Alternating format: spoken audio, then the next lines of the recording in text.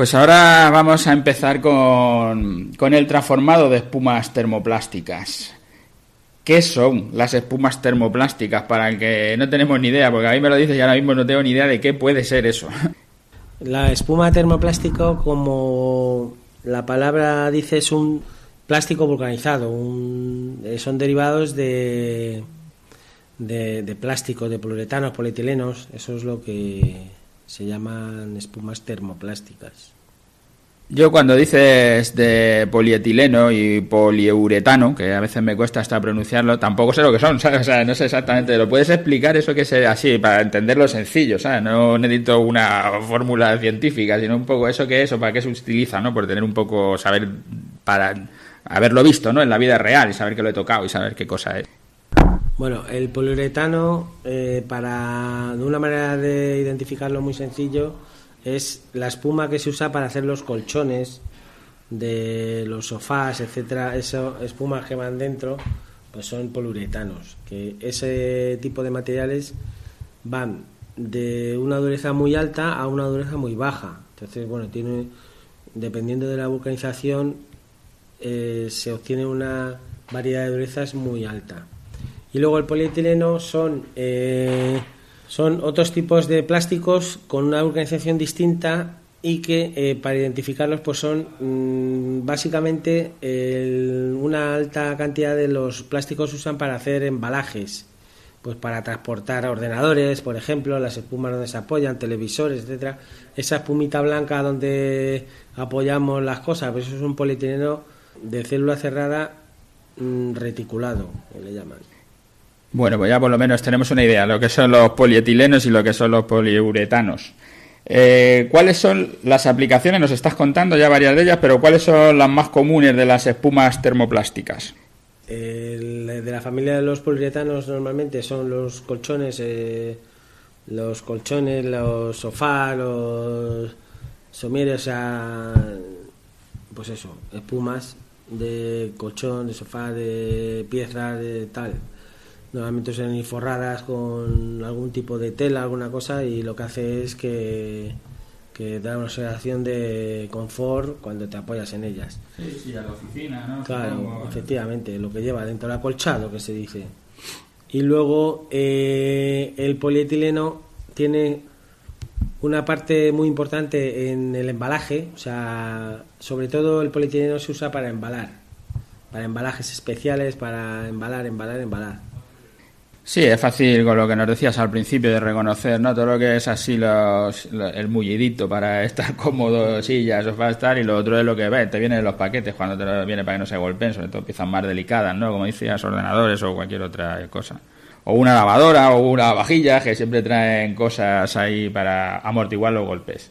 ¿Cómo se fabrican esas espumas termoplásticas?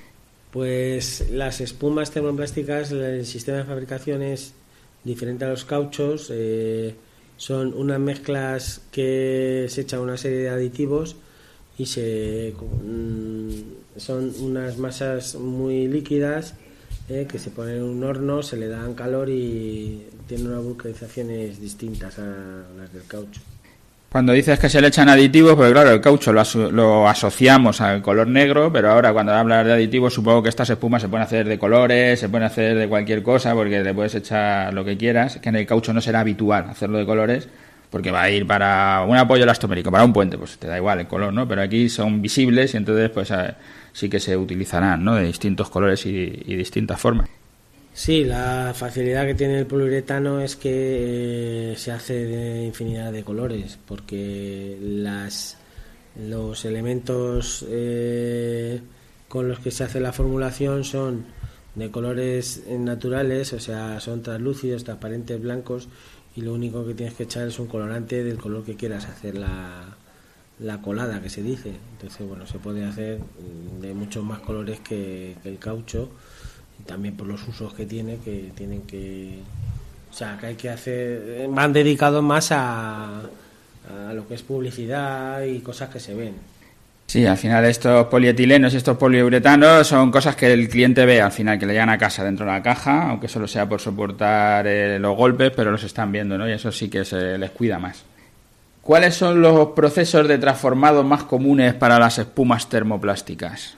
Bueno, las espumas estas termoplásticas, lo que hacemos la mayoría de los fabricantes es transformarlas. O sea, tú vas al fabricante, que es un señor, una multinacional europea, y compras bloques de una medida. Entonces, el transformado es pues que lo coge, lo divide, lo corta, lo pega, lo fresas, lo adhesivas, etcétera, etcétera, etcétera. O sea, eso es a lo que, o sea, lo manipulamos, vamos.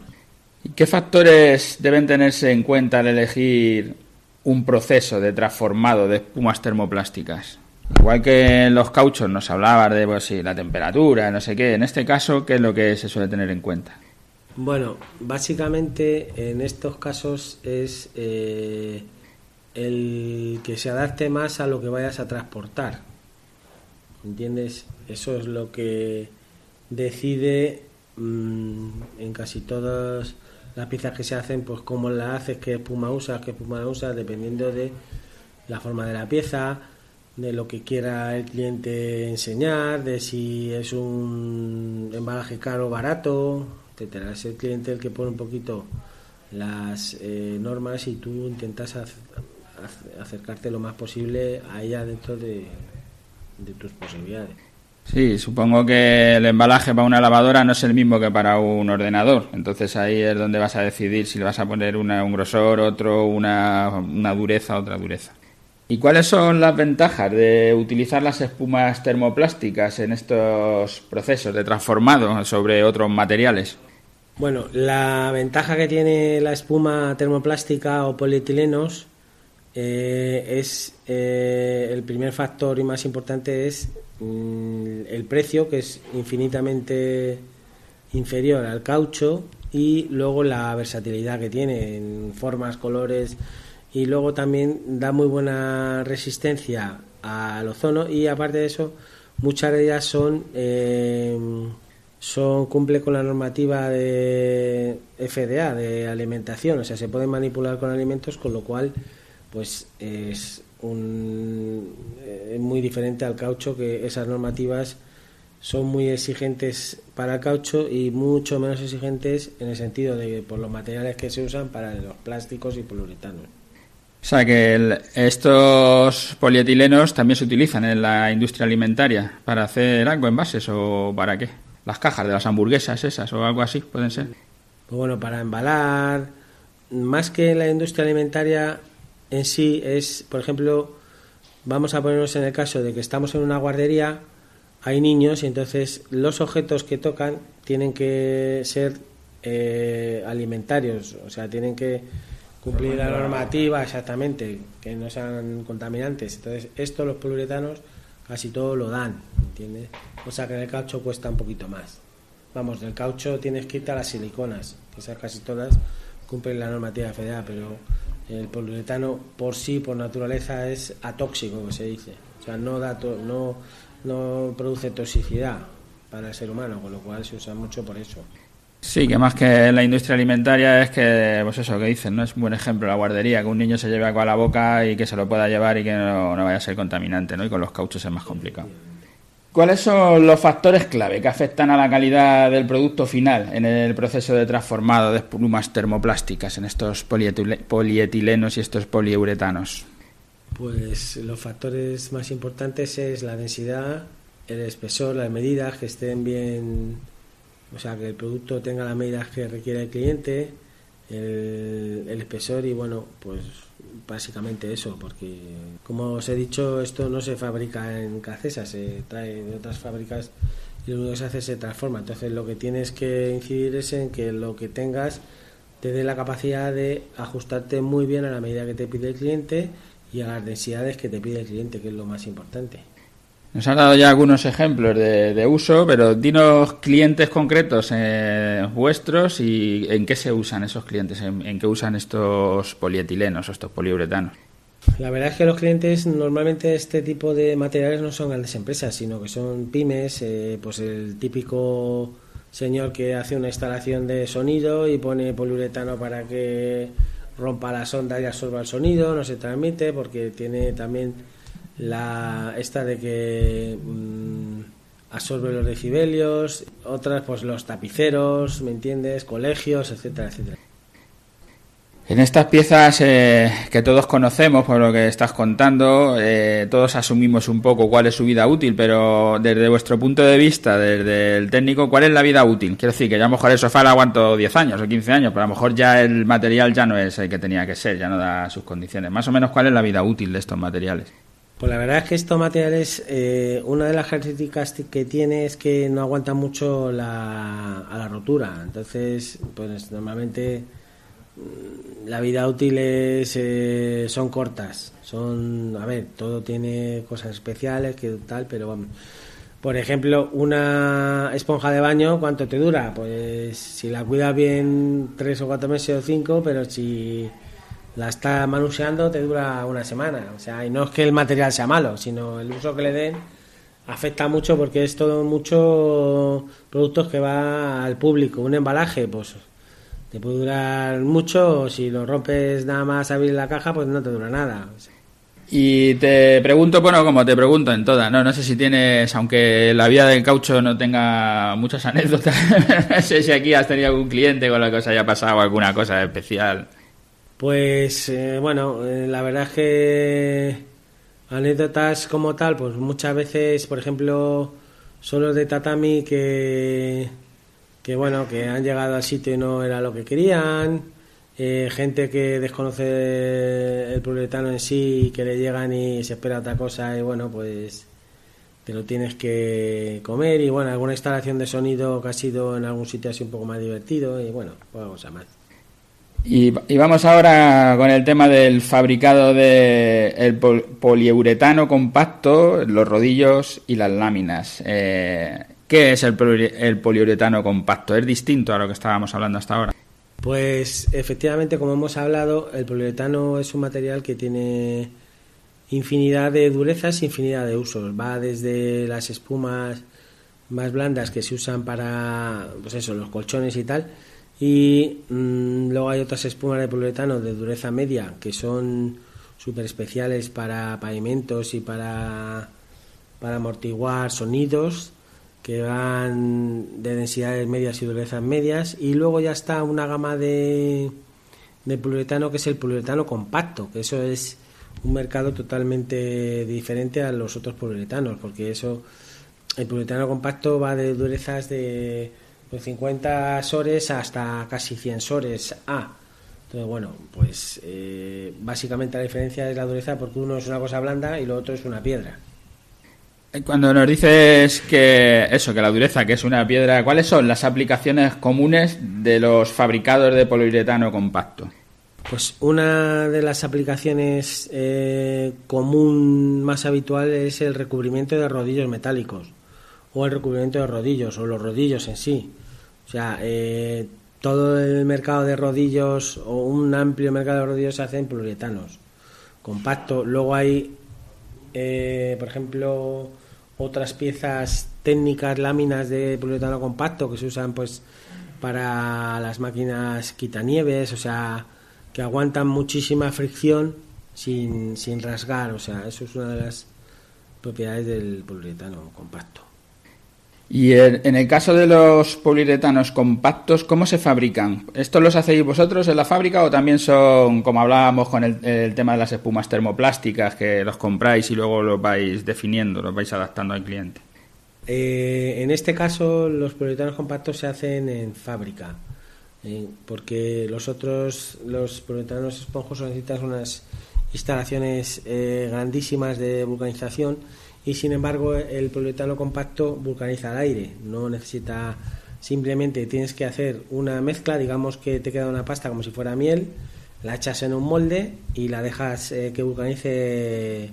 Se puede vulcanizar o bien al aire ambiental, pero para darle forma se usan lo que se llaman unos hornos, se usan los autoclaves, que es un horno que da algo de calor y aumenta la presión del entorno. Entonces eso hace presión, pero sin sujetarlo como es en los moldes de caucho, que da presión física, que tienes una prensa. Esto es la presión atmosférica, o sea, se aumentan las atmósferas y con eso consigues vulcanizar el poliuretano y que tenga la forma.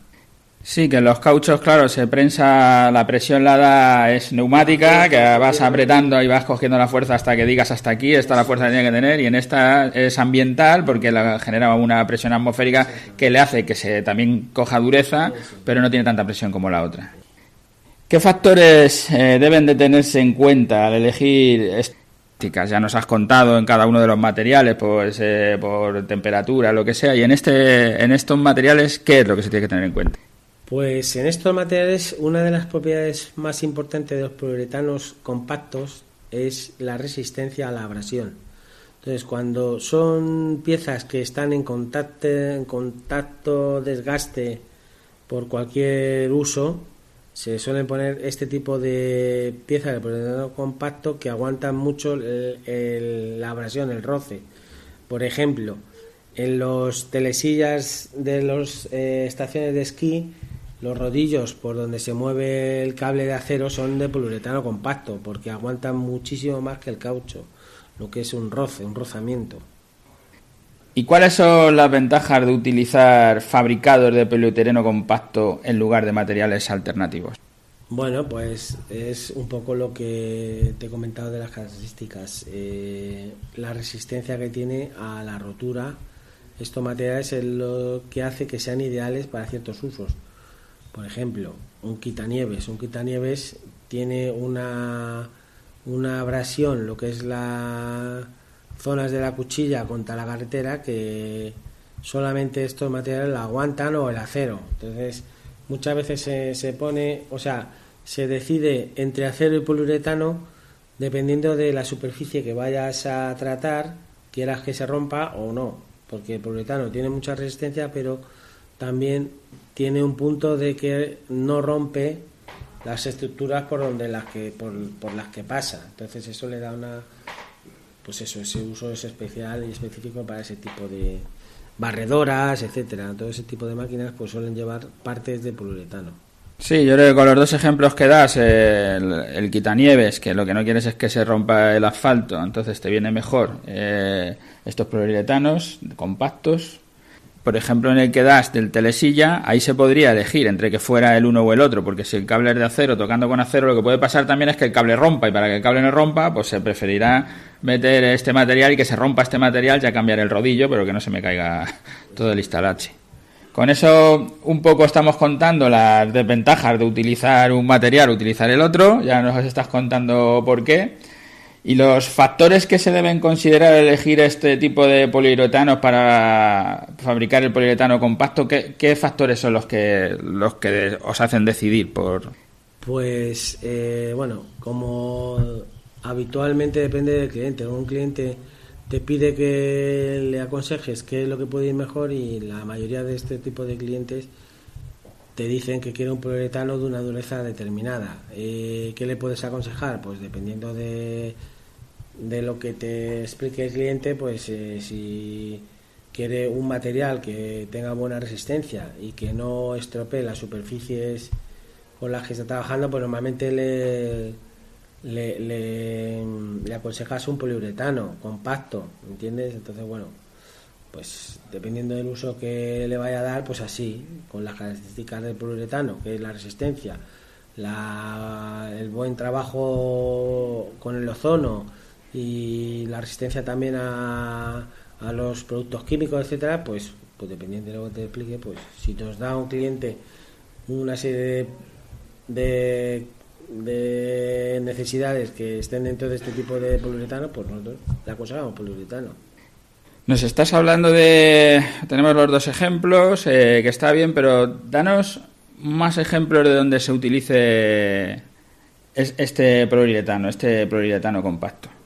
Se puede usar en infinidad de sitios. Piezas mecanizadas, varilla, ¿me entiendes? Hay mucha varilla de poliuretano, mesas para supermercados para cortar, pues no sé, en los molinos de viento hay piezas de poliuretano también, rodillos metálicos para las ruedas de las estas de los tanques, que he hecho hace poco unos, o sea, bueno, infinidad de usos. Sí, es un material que parece que se usa menos, pero tiene muchos usos. Está Los cuchillos de poliuretano, ¿eh? Eso, las tablas de cortar de las cocinas son también. Los utensilios de esos de poliuretano son poliuretano compacto, ¿no? En vuestra producción, por lo que me contaba, lo que más se hacen son apoyos elastoméricos, juntas de dilatación, en estas piezas de grandes dimensiones o ya aunque sean más pequeñas. Pero ¿qué porcentaje tendría? Porque parece que este es un material que se usa mucho. ¿Qué porcentaje tenéis de este material, del poliuretano de compacto?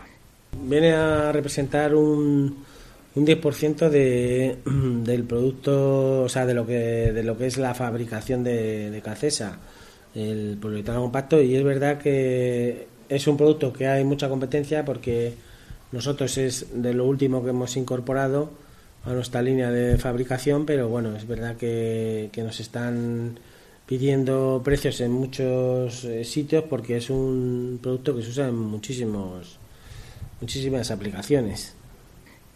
Con este material, con este poliuretano de compacto, ¿cuáles son las pruebas o los controles de calidad que se realizan? Igual que tenéis en laboratorio para el tema de cauchos, ¿aquí también tenéis o esto ya viene de fabricante? Esto, al ser mezclas externas que nos desarrolla empresas como BAS, ya directamente vienen con sus certificados de calidad, donde te indican los componentes de la mezcla, tal, la resistencia, las propiedades, tal. O sea, nosotros en estos casos lo único que hacemos es hacer la pieza y terminar la pieza, porque estas piezas muchas veces están en bruto y hay que fresarlas o cortarlas y tal para darles la forma final. Igual que a los otros productos, te pregunto sobre la vida útil de estas piezas, ¿no? Que aquí sí que nos cuesta más valorar, porque no sé lo que aguantan los rodillos del telesilla o la cuchilla de la máquina de la quitanieves, ¿no? ¿Cuál es la vida útil de estos productos? Esto es, normalmente los poliuretanos, si están bien vulcanizados a las piezas metálicas que lo soportan y están montados adecuadamente, pues son piezas que duran mucho tiempo. El poliuretano de gastarse dura muchísimos años. Tiene una vida útil muy larga. ¿Te atreves a decir? No sabría, porque al estar empezando en este mundillo tampoco tienes una experiencia de hace muchos años, pero bueno, yo calculo que, por ejemplo, una pieza crítica de un telesillas, pues hombre, a lo mejor 5 años tiene que, hombre, estos llevan revisiones, se ponen sitios que hay que revisarlo habitualmente, pero vamos, yo imagino que entre 5 y 10 años deben durar, mínimo. Nos estás hablando que lleváis poco tiempo, que habéis arrancado con esto, y ¿qué clientes tenéis ahora mismo que os estén pidiendo estas piezas? Básicamente son, pues igual, pequeñas empresas que están buscando alternativas porque no, el mercado tarda mucho en servírselos. Entonces, bueno, pues son gente, pues gente que repara máquinas, gente que repara vehículos especiales, ¿entiendes? Pero vamos, son, por ejemplo, por dar el grupo Tecnove, que hace vehículos a medida para el ejército, pues ese me gasta piezas de poliuretano habitualmente. Bueno, ese tipo de cliente. Y si en los demás productos que ya se ha aburrido el caucho, en este que acabéis de empezar, lo que son anécdotas no tendrás ninguna o muy pocas, ¿no? No sé si tienes algo.